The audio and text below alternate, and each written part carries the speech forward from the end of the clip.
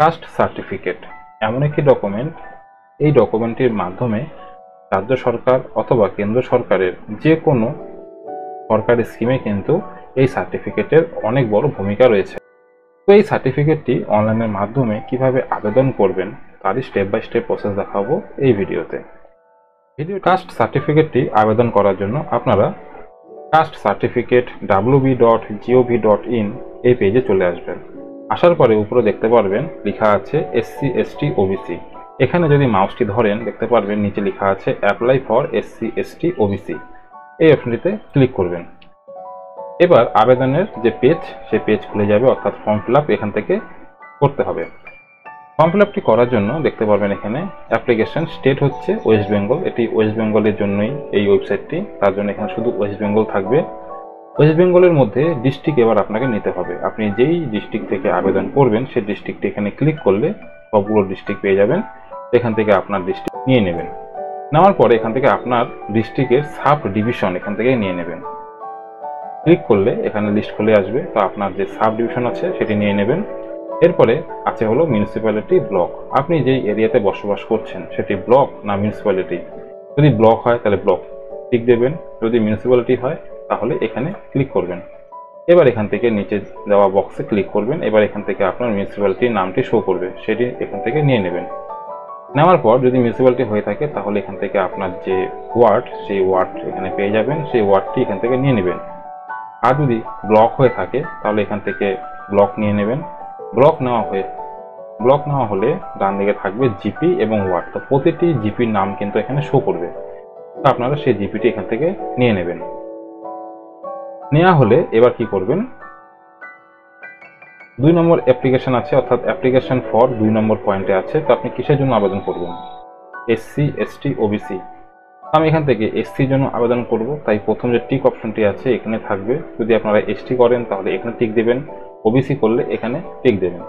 এবার কাস্ট সার্টিফিকেটের যে কমিউনিটি আছে সেটি এখান থেকে নিয়ে নেবেন। আমি যার আবেদন করব সেটি হলো রাজবংশী, তো এখান থেকে রাজবংশী নিয়ে নেব। আপনাদের ক্ষেত্রে যেটি হবে সেটি এখান থেকে নিয়ে নেবেন। এখানে অ্যাপ্লিকেন্টের নাম বসবে, অর্থাৎ যার নামে সার্টিফিকেটটি আবেদন হবে তার নাম এই ঘরে বসবে। অ্যাপ্লিকেন্টের বাবার নাম এখানে বসবে। এবার অ্যাপ্লিকেন্টের অথবা গার্জিয়ানের যে মোবাইল নাম্বারটি আছে এই নাম্বারটি এখানে লিখতে হবে। ইমেল আইডি লিখলেও চলবে, না লিখলেও কোনো অসুবিধে নেই। এখানে 7 নম্বর পয়েন্টে আছে হলো ডকুমেন্ট রিকোয়ার্ড অ্যাটলিস্ট 1। তো এখানে একটি কথা বলছি, যদি আপনারা 18 বছরের ঊর্ধ্বে হয়ে থাকেন তাহলে ভোটার কার্ড দিতে পারেন। আধার কার্ড এখন ছোট থেকে বড় প্রত্যেকের কাছে আছে, তো এখান থেকে তার আধার কার্ডের নাম্বারও দিতে পারেন। যদি ভোটার কার্ড এবং আধার কার্ড দুটোর মধ্যে কোনো ডকুমেন্ট না থাকে তাহলে এখান থেকে আপনারা কি করবেন, সিলেক্ট ক্যাটাগরির মধ্যে ক্লিক করবেন, অর্থাৎ আপনাদের যে রেশন কার্ডটি আছে সেই রেশন কার্ডের ক্যাটাগরি এখান থেকে নিয়ে নেবেন। তো যেই ক্যাটাগরিটি হবে সেটি এখান থেকে নিয়ে রেশন কার্ডের নাম্বারটি এই ঘরে লিখবেন, ঠিক আছে। আর যদি আধার কার্ড থেকে থাকে তাহলে আধার কার্ডের নাম্বারটি এখানে দেবেন, অথবা ভোটার কার্ডের নাম্বার এখানে দেবেন। 3টি অপশনের মধ্যে যে কোনো একটি অপশন আপনাকে ফিল করতে হবে। এবার অ্যাপ্লিকেন্টের ডেট অফ বার্থটি এখানে ক্লিক করলে নিচে ক্যালেন্ডার খুলে আসবে, এখান থেকে ডেট অফ বার্থটি নিয়ে নেবেন। নেওয়ার পরে place of birth West Bengal default হিসেবে থাকবে, এটি কিচ্ছু করতে হবে না। এখান থেকে ডিস্ট্রিক্ট নিয়ে নেবেন, তো আপনার ডিস্ট্রিক্ট যেটি হবে সেটি এখান থেকে নিয়ে নেবেন। আপনার ডিস্ট্রিক্টের পুলিশ স্টেশন যেটি আছে সেটি এখান থেকে নিয়ে নেবেন। এবার বলছে ভিলেজ এবং টাউন, আপনার ভিলেজ এবং টাউন যে নামটি আছে সেই নামটি এই ঘরে ফিল করবেন।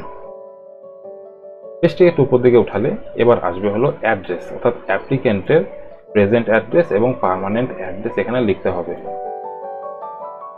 অ্যাপ্লিকেন্ট যদি ছোট হয়ে থাকে সেক্ষেত্রে গার্জিয়ানের আধার কার্ডের যে অ্যাড্রেসটি আছে সেই অ্যাড্রেসটি এই ঘরে ফিল করতে হবে।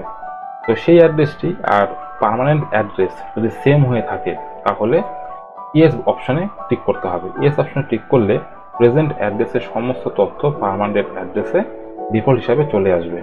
আর যদি প্রেজেন্ট অ্যাড্রেস এবং পার্মানেন্ট অ্যাড্রেস আলাদা হয়ে থাকে সেক্ষেত্রে আলাদা আলাদা অ্যাড্রেস ফিল করতে হবে। পেজটিকে একটু উপর দিকে উঠালে এবার আছে হলো 10 নম্বরে ইন্ডিয়ান অটোমেটিক থাকবে। এরপরে আছে রিলিজিয়ান, তো আপনি যদি হিন্দু হয়ে থাকেন তাহলে হিন্দু, খ্রিস্টান, ইসলাম যেটি আর হবেন আপনারা সেটা এখান থেকে নিয়ে নেবেন। আমি এখান থেকে হিন্দু অপশনটি নিয়ে নিচ্ছি। অ্যাপ্লিকেন্ট মেল না ফিমেল না ট্রান্সজেন্ডার, যেটি হবে সেটি এখান থেকে লিখতে হবে বা চুজ করতে হবে। তো আমি যার আবেদন করছি সেটি এখান থেকে নিয়ে নিচ্ছি। এবার আছে হলো 13 নম্বর, যেটি হচ্ছে খুবই গুরুত্বপূর্ণ সাবজেক্ট। তো এটি হলো ব্লাড রিলেশন ডিটেলস। অ্যাপ্লিকেন্টের ফ্যামিলিতে যদি কাস্ট সার্টিফিকেট থেকে থাকে তার ডিটেলস এই ঘরে ফিল করতে হবে। ব্লাড রিলেশন কিন্তু বাবার ফ্যামিলি যদি কারো থেকে থাকে সেই ক্ষেত্রে ইয়েস হবে। যদি বাবার ফ্যামিলিতে না থেকে থাকে তাহলে মার ফ্যামিলি দিয়ে কিন্তু কাস্ট সার্টিফিকেট হয় না। সেই ক্ষেত্রে আপনারা এখান থেকে নো অপশনে ক্লিক করবেন। নো অপশনে যখনই আপনারা ক্লিক করবেন দেখতে পারবেন এই যে পেজটি খোলা আছে দেখতে পাচ্ছেন, এটি কিন্তু বন্ধ হয়ে যাবে।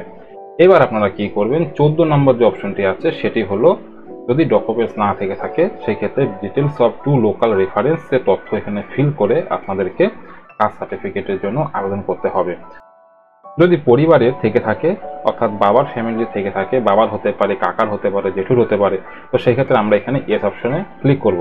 ক্লিক করার পর এখানে হচ্ছে প্রথমে আছে সার্টিফিকেট হোল্ডার নেম, অর্থাৎ কার সার্টিফিকেট আমরা জমা দেব তো তার নাম এখানে হবে।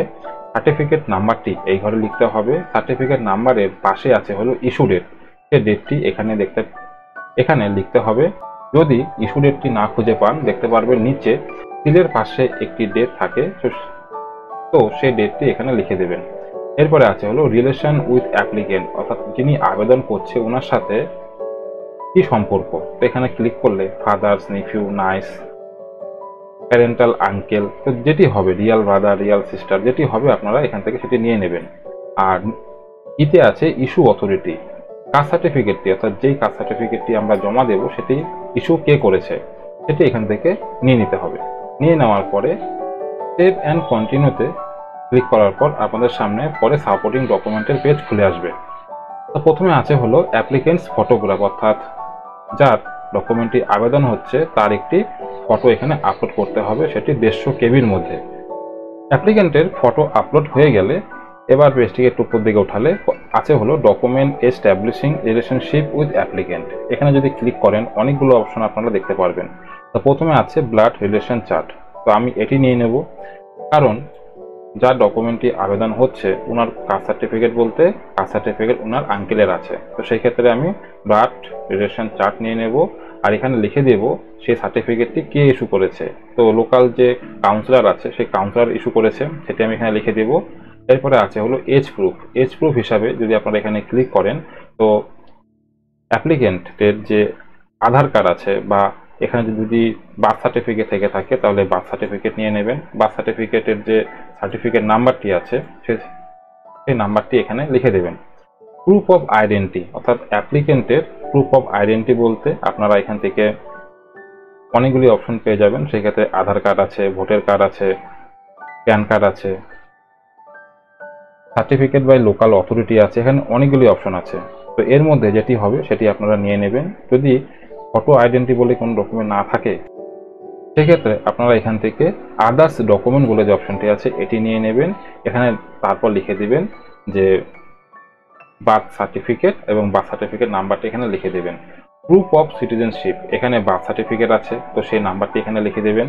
Proof of residential of West Bengal, তো এখানে কিন্তু আপনারা বার্থ সার্টিফিকেট পেয়ে যাবেন, তো বার্থ সার্টিফিকেট নাম্বারটি এই ঘরে দিবেন। এবং প্রুফ অফ লোকাল রেসিডেন্স হিসাবে এখানে বার্থ সার্টিফিকেট আছে, ভোটার কার্ড আছে, আধার কার্ড আছে। যদি আধার কার্ড থেকে থাকে তাহলে আধার কার্ডের নাম্বারটি এই ঘরে লিখে দেবেন। এখানে কিন্তু কোনো ডকুমেন্ট আপলোড করতে হয় না, খালি ডকুমেন্টের যে নাম্বারগুলো হয় সেই নাম্বারগুলো লিখে দিলেই চলবে। এবার পেজটিকে আরেকটু উপর দিকে উঠালে ইনফরমেশন অ্যাভাব ভোটার কার্ড অফ, অর্থাৎ ভোটার কার্ড অফ হচ্ছে যদি নিজের ভোটার কার্ড থেকে থাকে তাহলে সেলফ অপশনে ক্লিক করতে হবে।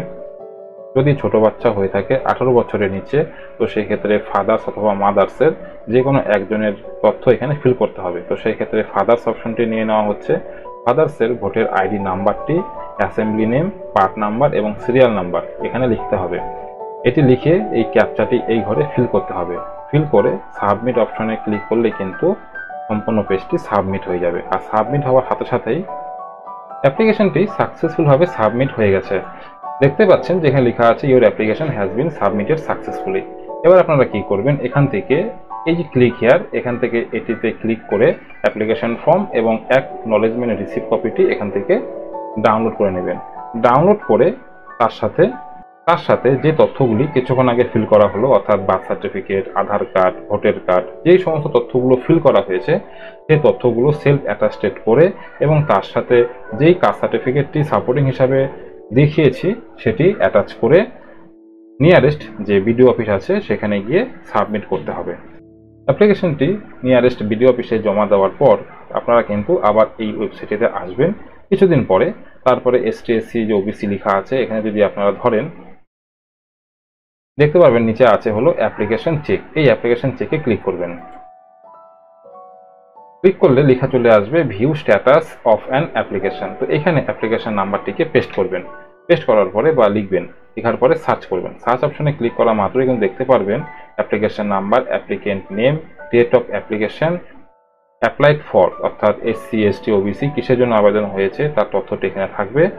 এবার এখানে থাকবে হলো ফাদার্স নেম, পাশে আছে হলো স্ট্যাটাস। স্ট্যাটাস কি দেখাচ্ছে? Application submitted, hard copy not receive, অর্থাৎ এটি কিন্তু আমি এই মুহূর্তেই আবেদন করলাম সেই জন্য দেখাচ্ছে হার্ড কপি নট রিসিভ। আপনারা যখন হার্ড কপিগুলো নিয়ারেস্ট বিডিও অফিসে গিয়ে সাবমিট করবেন তার কিছুদিন পর যখন চেক করবেন দেখবেন এখানে অ্যাপ্লিকেশন প্রসেস বলে শো করবে, হার্ড কপি নট রিসিভ এই লেখাটি শো করবে না। তো 10 থেকে 12 দিন বা 15 দিন পরে যখন আপনারা স্ট্যাটাস চেক করবেন হয়তো দেখতে পারবেন স্ট্যাটাসের এখানে লেখা থাকবে অ্যাপ্লিকেশন অ্যাপ্রুভ। তারপর কিন্তু আপনারা ডাউনলোড সার্টিফিকেট এই অপশনটিতে চলে আসবেন। এই অপশনটিতে এসে এখানে অ্যাপ্লিকেশন নাম্বারটি লিখবেন, অ্যাপ্লিকেন্ট নেম অর্থাৎ যার নামে সার্টিফিকেটটি আবেদন হয়েছে তার নামটি এই ঘরে লিখলে পাশে থাকা ডাউনলোড সার্টিফিকেট অপশনে ক্লিক করলে কিন্তু সার্টিফিকেটটি পেয়ে যাবেন। আশা করি বুঝতে পারলেন কাস্ট সার্টিফিকেট কিভাবে আবেদন করবেন, কিভাবে স্ট্যাটাস চেক করবেন এবং সার্টিফিকেট কিভাবে ডাউনলোড করবেন তার স্টেপ বাই স্টেপ প্রসেস। এই প্রসেসটি যদি ভালো লেগে থাকে তো একটি লাইক করবেন, চ্যানেলে প্রথম হলে সাবস্ক্রাইব। তো দেখা হচ্ছে পরে আরেকটি নতুন আপডেট নিয়ে, ততক্ষণের জন্য বাই।